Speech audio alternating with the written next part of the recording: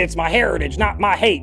Okay, but question. We're going to let dude haul off on the historical list of questions that he has. It's just that we have one of our own.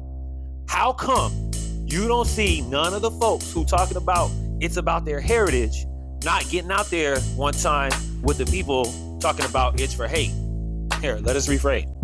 When Bloods see Bloods, when Bloods see Crips, or Crips see Bloods, it's supposed to be on site, according to gang mythos. However, in closer to the middle 90s or so, there was some faction fighting where you had Bloods taking out Bloods and Crips taking out Crips.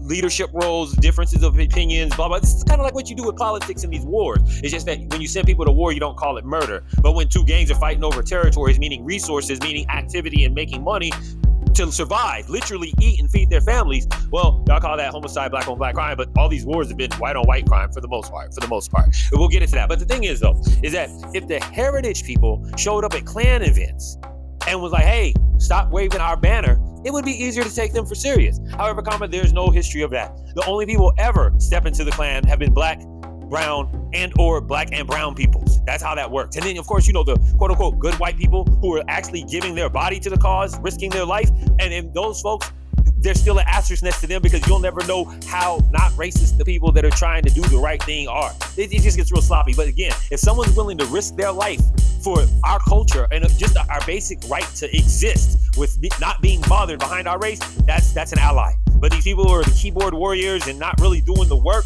that are just trying to topographically get to it, that's not how that works. Because listen.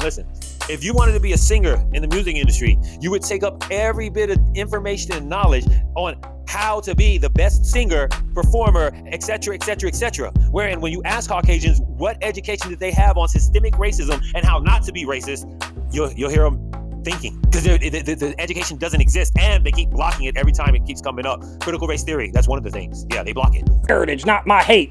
Okay, but question, why are you flying a flag that's not the national flag of the Confederacy? I mean, if it's your heritage, the South is my heritage, why would you not fly a flag that, encompass the entire South? Why are you using this thing? And if you're going to say, oh, it's a battle flag, okay, but no, because the actual battle flag of the Army of Northern Virginia was a square with a white border, so that doesn't match. The closest you get is Tennessee, but usually they had gold lettering and unit markers on it, and then the one original that I did find that still survived, the stars were slightly different, which most of the people who fly the Confederate flag probably don't like that style of stars, because I get that all the time on my Whiskey Rebellion flag.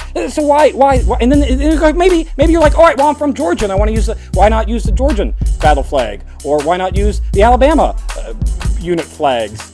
If you're going to go for the South, you use the national flag. And if you're going to go for a individual state, then use that individual state's battle flag. Why this one that only became popular after the 1900s? For reasons. REX